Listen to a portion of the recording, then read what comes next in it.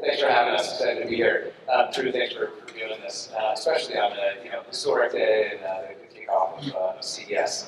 So if it's okay, maybe we'll jump right into it because I think we're going to skip the intro because we'll get into that in the career journey. But great to be here with you. We're all here at CES, and I think one of the things that's most exciting is to experience what's next, what's new, what's leading edge in technology. CES over the years has expanded beyond your roots in consumer electronics back from your Best Buy days to really cover everything. That's why the marketing industry is here. It grows the auto industry and really expanding out to everything. So super exciting time. Maybe you can talk just a little bit about what your role is, just because it's kind of a novel thing for Pfizer to have a global chief marketing officer. First, thanks for having me. I always like intimate setting where we just chat. So it's great. My role as the first global chief marketing officer at a pharmaceutical company, I think one, as healthcare changes, I said this yesterday, 30% of all the world's data is generated in healthcare, and it's increasing at 38-39%. So it gives us an opportunity to think about how do we engage with our customers, doctors, and patients differently? So it sets the stage for really the reinvention of marketing. And I've always been on the forefront of how do we think about engaging, how do we think about experiences, and so it's a great time. I think last week one of our peer companies, Lilly, launched Lilly Direct, which is a good example of how it's changing. Right? We can now go DTC with a pharma company. Yeah, and your journey is not the typical for a pharma marketer. Your stops along the way, Best Buy, Coca-Cola, Johnson & Johnson, and the latest Google. It's a really interesting journey. How did the call to come to market for a pharma company who's celebrating their 175th anniversary this year, how did that come about? Well, first, I think everyone asks the question, what am I going to do when I grow up? And part of that is shaped by what happens to you as a kid. And I said this publicly for the first time a few years ago, but my mother struggled with mental illness. So I had a view of the healthcare system growing up that wasn't the prettiest, but it motivated me to say, hey, I want to change the world. I want to be in healthcare. I want to make a difference. I came out of Duke, Go Blue Devils, and I thought, I'm going to do that. And I went to Johnson & Johnson. And this is pre-iPhone, right? And there just wasn't, it was a very static industry. And I'm like, this industry is not going to change. And so I went on the branded journey, worked at some great places. Coke, Disney, Best Buy was my first CMO gig. And then I got a call from a former boss who was at Alphabet, was at Google X, and was president of Google Life Sciences. And he said, hey, I think this is a great time for a marketer to come into this industry again. And so I joined Google Life Sciences very early today. Was super jazzed. One of the things we worked on was this big product with L'Oreal called HAPA, which they shared on stage a little while ago. I was super proud. And that was my journey back. And I thought I'd be at Google for a long time. And Pfizer reached out to me, and it took me a while to kind of think about, do I want to go into pharma? But coming off of COVID, Pfizer has an opportunity to be much more of a branded player in terms of its connection to the world, what the Pfizer brand means, and how does that intersect its portfolio. So it was the right time to come into pharma. Yeah, we'll talk about timing a lot today. One of the things that was so interesting in our chat before this was just reflecting on some of the history. And we talk so much about consumer experiences and their journey, and often that leads to a discussion around retail and retail media and your relationship with the retailer.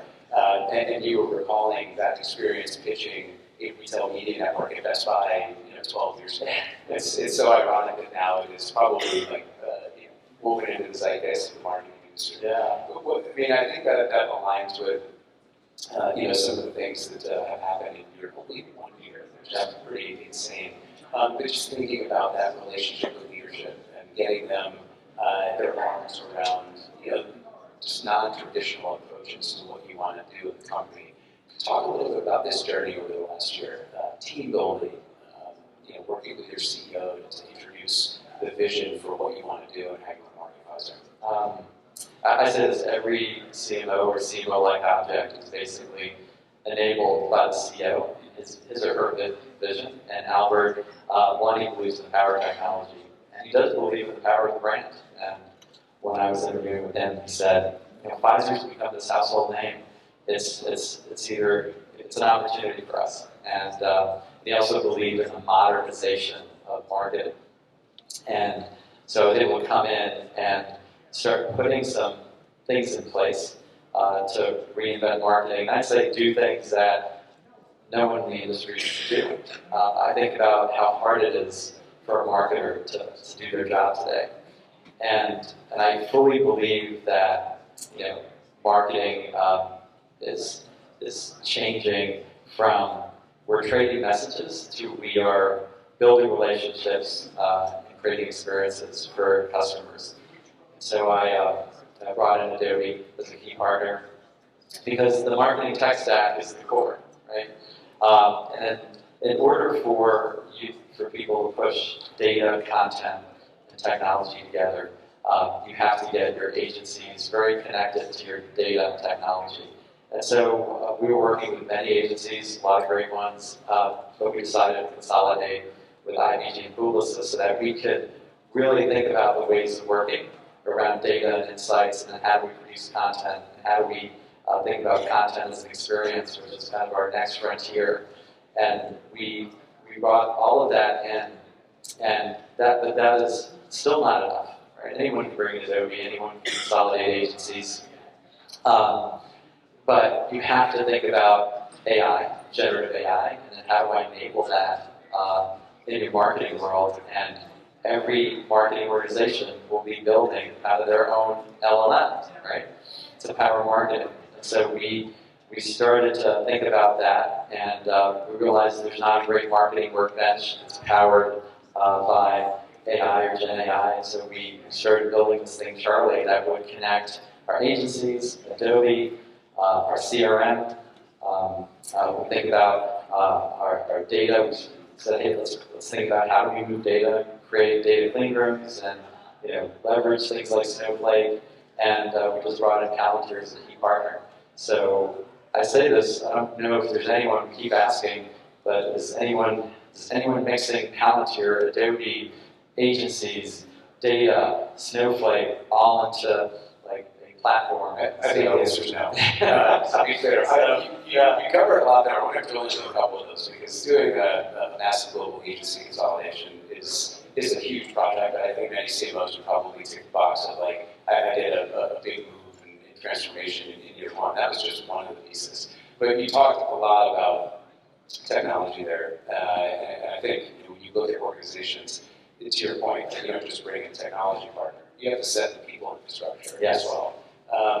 Your background, you're not a career pharma marketer. You started in healthcare, and you're now it's another style. But maybe talk a little bit about the people foundation. How you bring in the people and who are the right, what are the kind of key hires that you have to bring in to help facilitate these things. And I would love to dive into Charlie because that is a pretty groundbreaking innovation in marketing, our technology period. Charlie's the name of our founder, Charles Pfizer. I'd say it gets to be really fun when you do your fourth CMO gig because you end up just working and having teams, and you're able to kind of bring those people into new challenges. And so anyone needs a new talent. I brought in the media team. This is a lot of my former Disney team, Emmanuel and Wendy, maybe out there. Brought people from Google, Josie, Emily, and then I've been able to kind of Best Buy, the world that kind of leads our customer technology, marketing tech world. So I'm able to kind of bring in people from Best Buy, Disney, Google that have all worked with me, and it gives us a chance to kind of learn, apply the things that we learned on these big brands, and then put them in service to conquering a new mountain. And it gets really exciting to do that because marketing is a team sport. I say that often. You have to have the right team. It's really tough to build a team through like recruiters, and when you have those relationships and people are fortunate enough to follow you, it allows you to come in and move really quickly. And the world is moving so quickly. One thing I continuously tell people is that technology is outpacing our work structure. So if you don't find people that can work together really well, you're behind the eight ball. Like we can't keep designing organizations. Like it'll never be a perfect org structure. Yeah, it's got to continue to evolve. Let's talk about Charlie. What was I think we talked about this. This is like a vision for something like this for many, many years. How did you identify this as the right time? And what do you think this does to change not just Pfizer's marketing organization, but maybe as a blueprint or model for other marketers to implement their companies? Sure. For me, the pinnacle moment was the ChatGPT moment. It's a generative AI, conversational interaction with data is a real thing. And I saw some of this obviously when I was at Alphabet, and we had things like MedPalm 3, which is a big LLM for healthcare. You can tell I'm a data geek, and I love my Python. But I thought now is the time when we should think about jumping the track. And one thing that I learned my first year at Pfizer, and this is true whether it's Coke or Disney, Best Buy, marketing has become fragmented, it's become difficult to do data, it's really hard to have a holistic way to do marketing. But with generative AI, we should be able to speak to a platform and say, I want to do this, I want to understand about this campaign, I want to think about reaching this audience and what motivates that audience, and literally have answers that come to you. And then you start the content journey and those insights together with your creative teams, and you move them forward in beautiful and mysterious ways. I think we were at the very first inning of that. And what keeps me up at night is continuously thinking about how will people internally and externally in the company revolve around that kind of world. Because it will be fluid, it will be dynamic. I constantly think about this because agencies are not inside the building. They may have to come inside the building when you work in kind of this hive environment around technology. But I knew we needed a marketing workbench to do that. It doesn't exist. We had a lot of conversations with Adobe, a lot of conversations with everyone that has a part of it. But content supply chain is only part of it, right? The creativity that needs to feed the content supply chain teams with agencies. And then you think about data, the data ecosystem. And so we said we're going to build Charlie. And I fortunately have some really talented people that have joined my team, and we said, let's build it. We built it quickly with part of Marcel, which came from Publicis. It's not Marcel, it's something that is very different. Just like Adobe, it's a piece. And we piloted it across the globe, inside and outside the US, and got 92% favorability on version 1. So I could only imagine what happens when we make this thing even better. And I think it would be an incredible thing, and glad to bring it to the world. Yeah, it's exciting, and what a great time to announce it. It's a big bet. I think maybe it's a misnomer. Pharma is often associated with innovation and science, but not necessarily the first thing that comes to mind with innovation and marketing. So this is a pretty groundbreaking move. But I'll say this, you said 12 years ago, or how many years ago, when we decided to do the first ever upfront in retail, people did the same thing. They looked at me and said, why are you doing an upfront or retailer? And we did the first ever retail upfronts, and what was, pre-Times Square, yeah. And we brought in Samsung and Sony and Microsoft and everyone we worked with, and we said, hey, we think you should take your marketing dollars and give them, buy ad units from us, and we're creating kind of all this stuff. I think it's the same thing. I think very early on when you have an idea, people are like, I don't quite get it. And that's why I always smile when I think of retail media networks. I'm like, yep, that's where we started. And same thing I think will be true of Charlie. Building a marketing workbench like this needs to exist for every global company that's got a diverse portfolio. Well, if there weren't questions for the previous panels, and there are marketers in the audience here, there should definitely be some questions about this, because I think this is a leading edge innovation that people need to replicate elsewhere. You talked a little bit about what Lilly had announced going to direct to consumer and kind of comes together with this retail conversation. 30% of the world's data is generated in healthcare now. I have to imagine, though, as you start to create more direct relationship with consumers and start to have more visibility to that journey, that number goes up pretty dramatically. Is that part of the thought around bringing together organizations like Charlie and just organizing the team and getting them focused on data being at the center of that personalization and that relationship with consumers? 100%. I think with generative AI, we're going to stop thinking about information and start solving problems for people. And I was with CNET yesterday, and that's the thing. It's like, no one wants to go to the Google search bar and get a litany of information. They want answers, they want solutions. And I think in healthcare, and the reason I'm here is so much of what's being announced is around health tech, telemedicine, how do we help you with your health? And I think that changes the front door.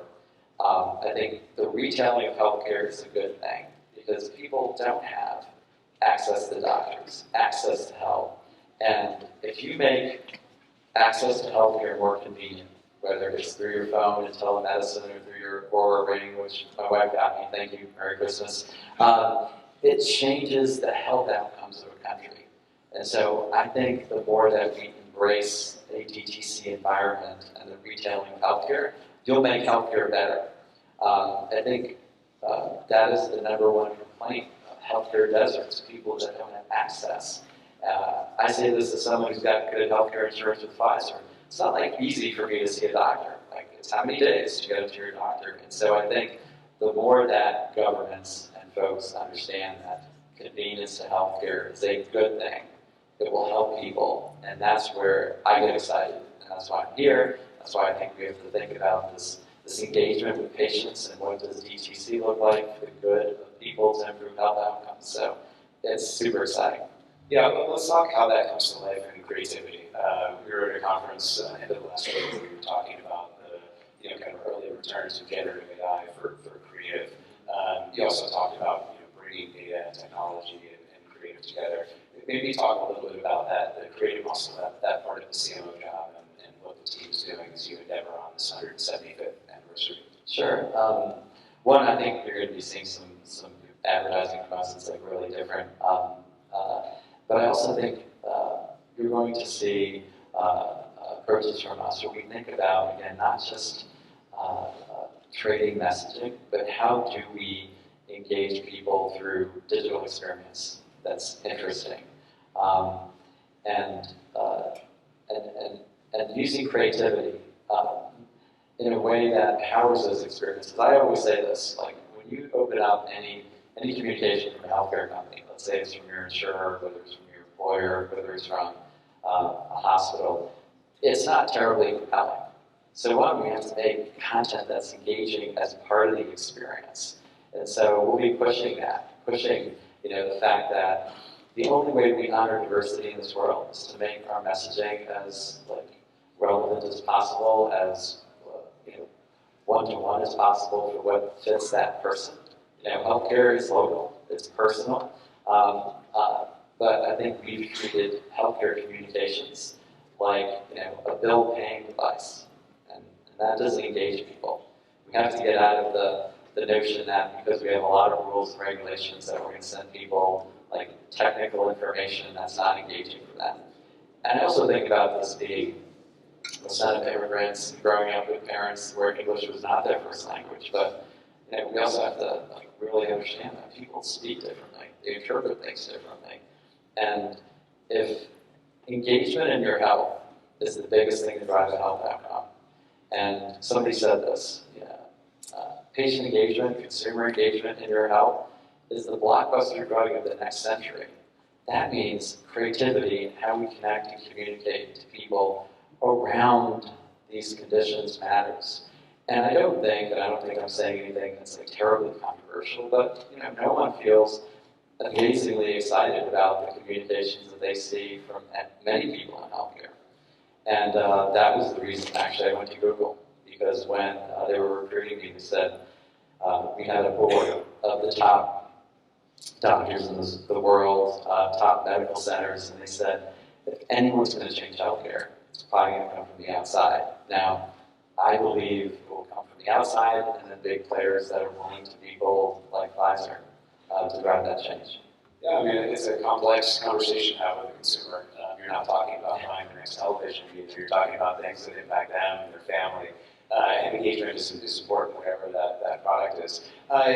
You'd done a chat with Michael Casson at a conference back in May, and you talked a little bit about the consumer journey and engagement, but how that comes together in understanding the impact of the investments that you make. What is that doing to better educate people, bring people all the way to inquire with the doctors, and ultimately to convert into prescription.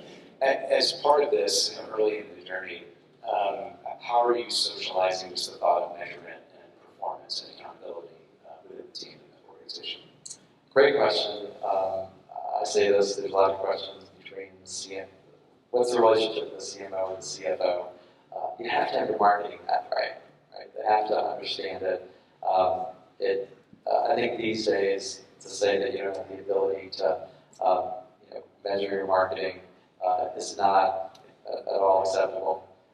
If we can have digital twins to do research, we can find a way to interpolate marketing performance, even if we've not identified and tagged people correctly. But to me, it is finding a way to test and experiment, build a fact base, and then bring your CFO and company along. We have to be willing to kind of test and experiment. I think, as an industry that has done things a certain way, there's a set it, forget it mentality. And I'm a big believer that the best way to get data to affect decisions is you have to be willing to test and experiment. Marketers should play. Play is a good thing. And I think when you can play, you're able to kind of create this magic with someone around engagement, because there's going to be so many different ways in to move someone, particularly in a space like health. And this goes back to something I've heard about on LinkedIn. I feel like generative AI opens the aperture for creatives. It allows us to do multiple what-if scenarios around a piece of communication. And I think the more that we give our agencies a chance to breathe, and a chance to play, and a chance to think about, how do I get someone engaged in thinking about their migraine condition, or understanding the difference between a migraine and a headache, that's an awesome thing, right? But I think we have to allow for the creative process to kind of leverage generative AI to go to places that we may not have thought about going, right? That's the thing about anything generative. It's like, oh, that's interesting. And then what do I do off of that? Just think what Charlie could have done 175 years ago with generative AI. It's got to be part of the ethos, though, that experimentation and discovery. You have to come up with a hypothesis of what could be possible, and then go and experiment. I love that. Before we get to Q&A, just talk a little bit about bringing the agencies together. Because I think not only in Charlie, but just that level of interaction, that doesn't often happen. How did you set the stage for that in the consolidation process? And what's kind of the expectation of how they collaborate to achieve the objectives that you set for the growth of the company? Great question. I think I don't know if we have it totally figured out, but I think you have to first start with people that buy into the mission and believe that this will be worth all the clunkiness or the challenges that you face. And I think it has to start with people that are just passionate about the work. I mean, I know Tim and Andres, they're both here. They constantly battle to get on my schedule to share ideas that they believe in. So I think it has to start with, do I care? Do I give a shit?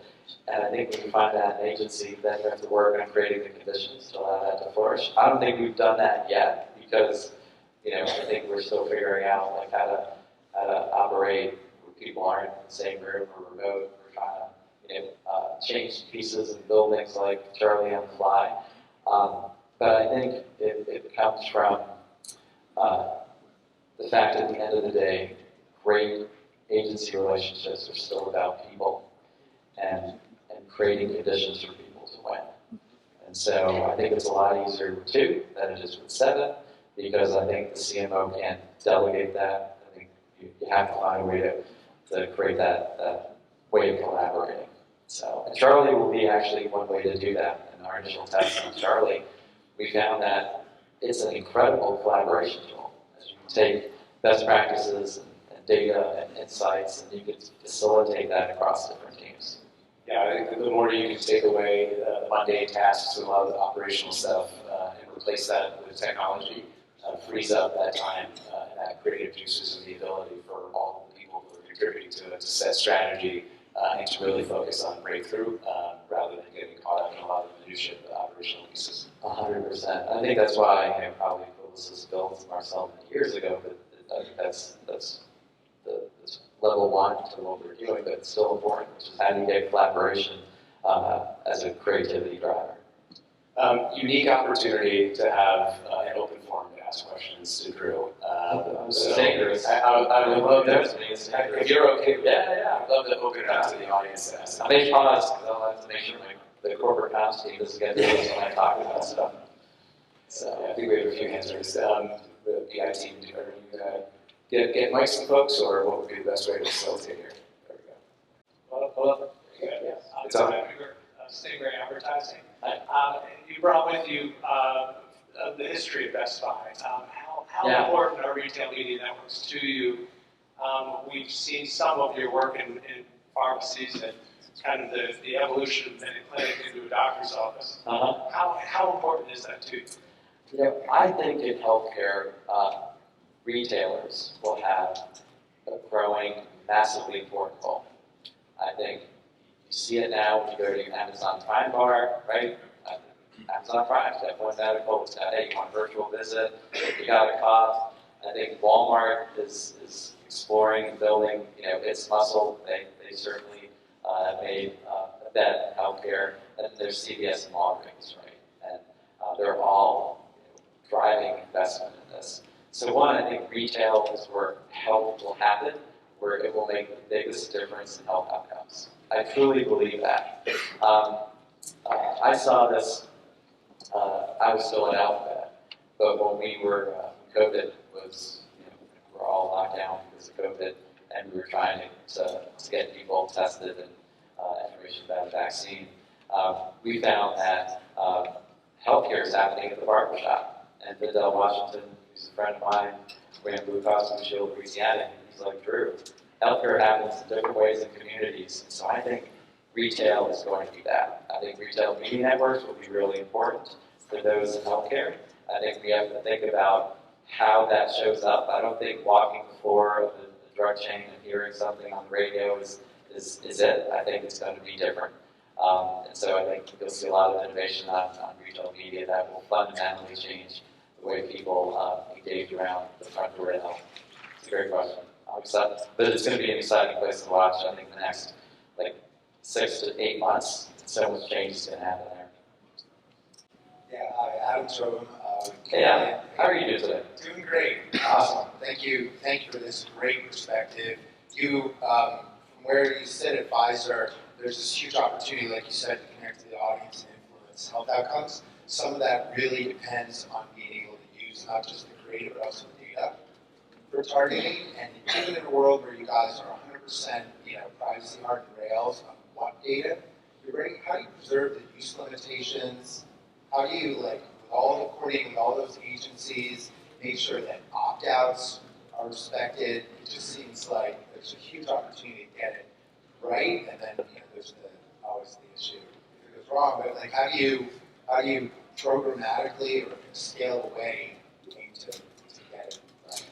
It's a great question, and Pfizer, I think every major brand, trust is paramount, and definitely for us, because when you think about healthcare information, probably the biggest thing I learned at Alphabet is that people will share information with you if it creates value, right? What is the way that people typically try to create value. We all see this at Christmas. It's like, sign up for email and get this 5% discount or 10% discount. I'd like that to stop because there needs to be better ways to get people's email addresses. All you do is sign up and then you cancel. But I think in healthcare, people will do that because you fundamentally improve people's health. I've given Aura all sorts of permission to track me, tell me how I sleep every morning, but it creates value, right? And so I think for us, we really think through privacy. We think about, okay, data clean rooms, we think about audiences, not identifying people. And I think there's such a huge opportunity in a lot of marketing spaces across industries to think about audience. Because I still think that we're talking to people the same way. We're still talking to people with, give me your email address and I'll give you a 10% coupon. I think as we get smarter about how we build relationships with someone, how we permission them correctly, and honor all the regulations, which I think are great, state by state, country to country. I think it's great to have those restrictions on privacy. And then we have to be mindful about protecting them. Because even as a person, this week, I think I got 4 letters from people saying, well, we have a leak and your information is gone. And this included Blue Cross Blue Shield, the state that I'm in. So, nothing feels like it's 100% secure. But I say that we're doing, an incredible job to be really careful. And you have to be. But people will find a lot of great value in when they make a decision to let you in. If you're a smart brand, you'll find a way to create a lot of value when you get that permission. So otherwise, people will just opt out, and the opt-out button will always be a real thing. Thank you for the thoughtful questions and for answering those. It's such an exciting time. We're done. I think we're wrapping up, but congratulations on the rollout of Charlie. It's going to be an exciting 175th year, and just the opportunity for the brand to connect with consumers. Thanks for sharing that with me over the prep process and for sharing that with the audience here. Have a great CES.